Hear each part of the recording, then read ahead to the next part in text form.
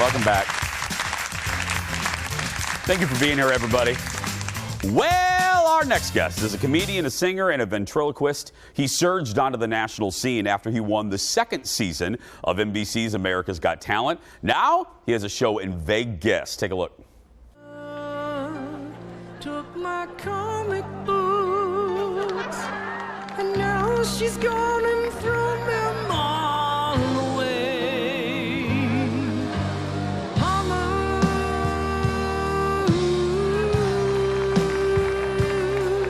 you're so mean, it makes me mad. Sometimes I think I should have left with Dad.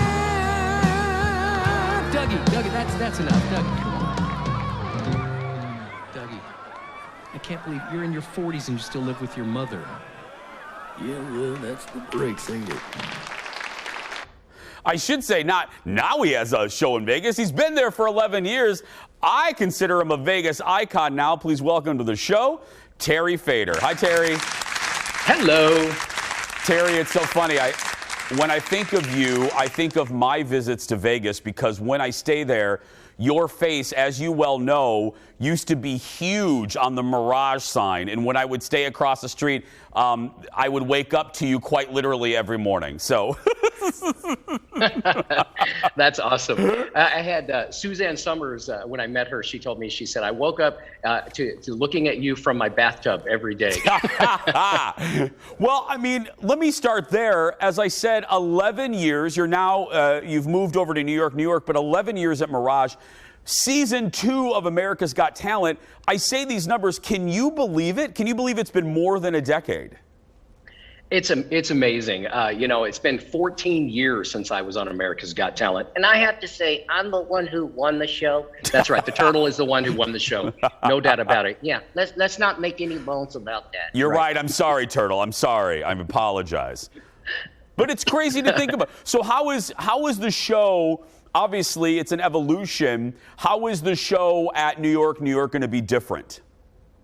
Well, I started in March, and it's different that I'm doing a lot more. I'm really pushing the boundaries of my talent. No, I'm pushing the boundaries of my talent. He just stands there with that stupid look on his face. Right. Okay. Well, but yeah, we're doing a lot of different things. In fact, I'm able to do more duets with different puppets. I'm able to well, you know, I just don't want to give anything away, but I'm going to be bringing a lot of that to Welsh, Minnesota on October 29th, and I cannot wait for that. I was going to say, as I said in the intro, guys, Terry's hitting the road. He's coming to Treasure Island. I'll give info about how to get tickets at the very end. But do you like traveling around the country? I mean, it's great to have the residency, but I'm sure, does it kind of revitalize you and the act hitting the road and going to different parts of the country? It really does. I love, going in to New York and doing my show and then going home and sleeping in my own bed is an absolute joy.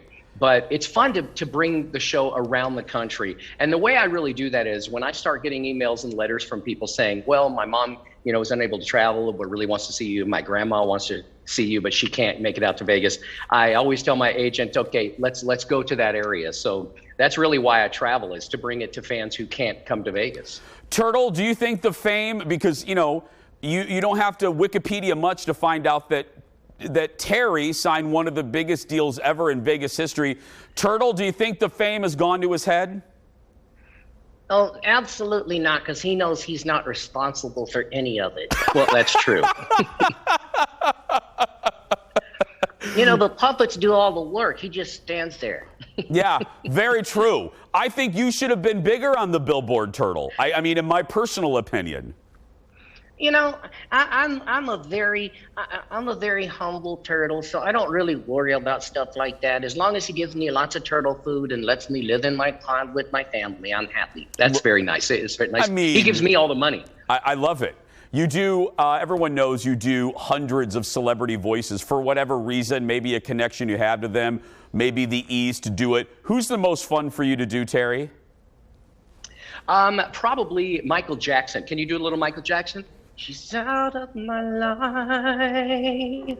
She's out of my life. There you go. So see, he can do anyone. What do you have to do? What's your process? And either Turtle or Terry can answer this. What is your process? I mean, now in the age of YouTube, you can go back and look at footage and stuff. But how long do you spend, Terry, kind of crafting a new voice? Oh, it can take me sometimes. Sometimes it happens very, very quickly. Like, for example, Etta James. Can you do Etta James? My love is coming along. That was very easy. It took me it took me no time at all. Right, him. And but sometimes it can take weeks, and there have been times when it took years to get a voice down. So it just depends on what the voice is. Yeah, who had a vocal tick or something that was hard for you to wrap your head around? Does one come to mind? It's not the vocal tics that are the hard ones. It's the ones who don't have the vocal tics. Like, for example, with Michael Jackson, he's got that vibrato, and also he's kind of got that high voice. But with Frank Sinatra, that really has been one of my hardest ones to do. Really? Yeah, it's very, very difficult because there's not a lot that I can find. Like with Elvis, it's like, love me tender, love me sweet, never let me go. So that's got kind of a feel to it. But with Frank Sinatra, it's just like, fly me to the moon and let me play among the stars. I get it. So you have to really. Yeah. You see what I mean?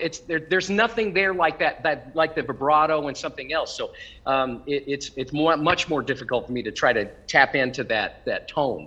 Well, Terry, thank you so much. We can't wait to see you. Terry's going to be, as I said, next Friday at Treasure Island. For ticket information, head to terryfator.com. Thanks, my friend.